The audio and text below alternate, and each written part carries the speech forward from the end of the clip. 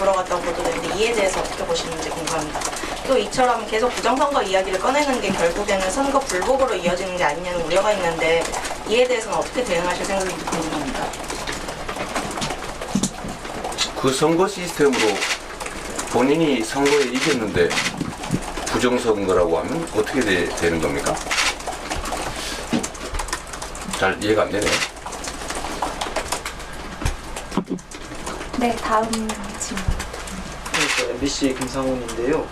방금 그 질문에서 좀 연장선에서 국민의힘에서 윤 전 대통령은 자연인이다 이렇게 좀 선을 그었고, 또 한동훈 전 대표는 이제 어제부터 지원 요새에 나섰고, 홍준표 전 대표는 이제 하와이에서 대선 전에는 안 돌아온다 뭐 이렇게 또 밝혔는데, 네. 좀 안에 이제 내용에 대해서 좀 어떻게 보시는지 궁금합니다.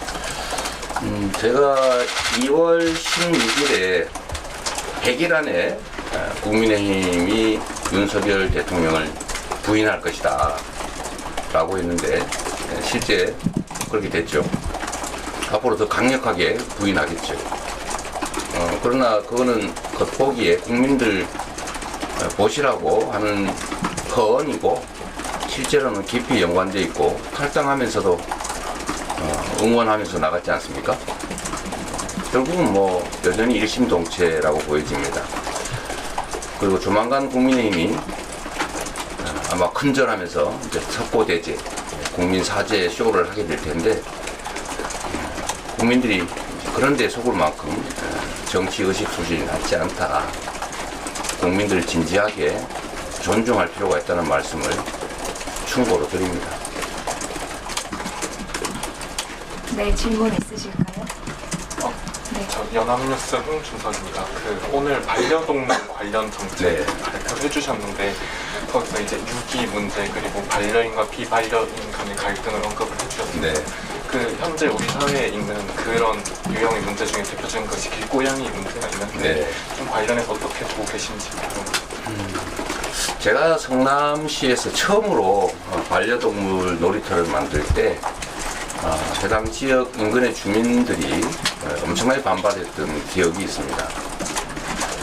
반려동물을 키우지 않는 그런 가정 입장에서는 그걸 왜 공공시설로 반려동물 놀이터를 만드느냐 좀 반발을 했고, 또 반려동물과 함께 사는 그런 우리 주민들께서는 우리도 세금 내는 국민인데 우리의 삶의 양식은 왜 존중받지 못하느냐, 또 이런 반발이 있죠. 세상의 모든 문제는 양면이 있고요. 여러 면들이 있는데 이해관계도 충돌하죠. 그걸 조정하는 게 정치의 역할입니다. 지금 반려동물 인구가 아마 전체 인구의 25%를 넘는 것 같아요. 그러면 그에 합당한 정책적 배려들이 있어야 됩니다. 방치한다고 문제가 해결되는 게 아니죠. 길고양이 문제도 사실은 일부는 뭐 음식물을 제공하면서 이렇게 좀 도와주려는 쪽도 있고, 거기에 대해서 학대하는 쪽, 뭐 이런 쪽도 있고 그러죠. 그런데 결국은 저는 동물도 우리와 함께 사는 자연의 일부다. 공존의 방법, 공존의 가능성을 또 찾아내고, 또 비반려인들도 피해를 입지 않는 그런 방식들도 잘 발굴해야 되지 않겠느냐, 그런 생각을 합니다. 제가 경기도에서는 이제 길고양이들 또는 유기묘, 그러니까 버려진 고양이, 이런 유기묘 보호소도 저희가 만든 일이 있는데, 그것도 역시 찬반론이 많았지만 그래도 지금은 잘 운영되고 있는 것 같아요. 동물을 사랑하고 생명을 존중하는 것이 결국 또 인간에 대한 존중으로 이어지지 않을까, 그런 생각이 듭니다.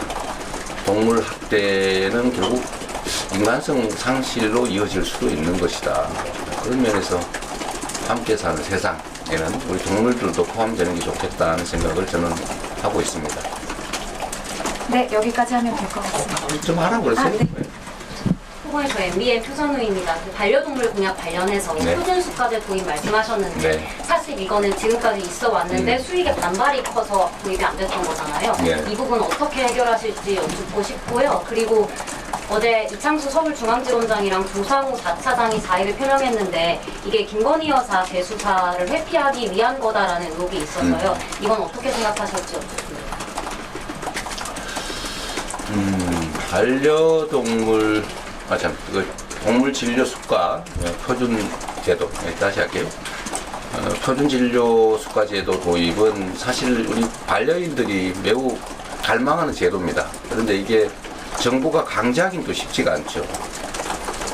그러다 보니까 너무 비싸다. 뭐 그게 또 결국 반려동물 유기로 또 나타나기도 하고, 결국 유기동물도 관리 비용이 정부의 행정 비용으로 또 전가되기도 합니다. 표준수가제에는 정부의 일종의 행정지도 방식으로 먼저 접근을 좀 하고, 추후에는 반려동물 진료와 관련해서는 일반 보험제도를 좀 만들어낼 필요가 있지 않을까 생각합니다. 반려동물 의료보험제도 얘기하니까 정부 재정으로 뭐 동물 치료하는 것도 지출하겠다는 거냐 이런 분들 계신데, 사실 그건 아니죠.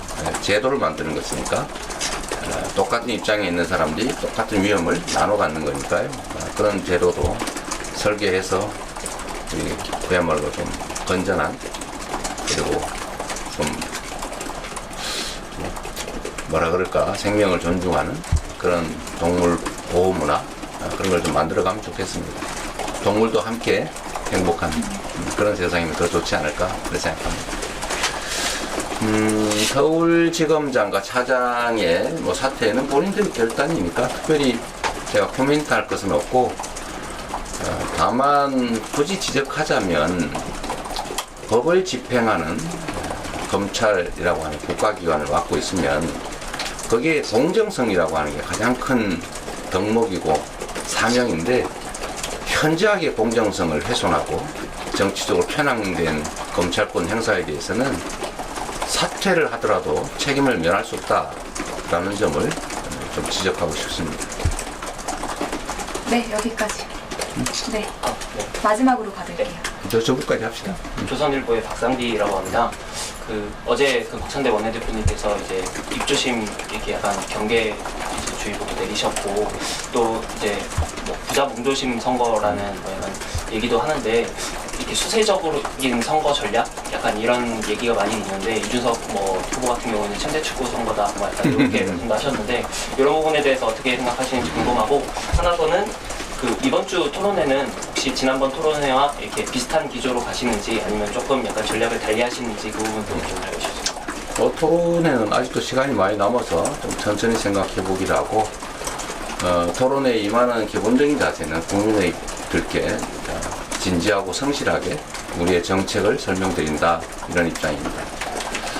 선거와 관련된 박찬대 대표의 그 입장은 일부 언론이 60% 득표 이렇게 운운하면서 일종의 역결집을 유도하는 뭐 그런 것들 때문에 그러지 않았나 그런 생각이 좀 드는데, 우리 박찬대 총괄선대위원장의 발언은 뭐 제가 뭐라고 하기가 정확하게 알지 못해서 좀 그렇습니다. 네. 저는 매일경제 구성근 기자인데요. 네. 오늘 이제 국민의힘에서 11시에 기자회견을 열고, 이재명 후보님께서 이전에 분당에 위치한 시로코라는 술집에 출입했는데 이 장소가 부적절한 게 아니냐 이런 거 혹시 얘가 한 말씀만 해주세요. 직접 알아보세요. 네, 여기까지 하겠습니다. 감사합니다.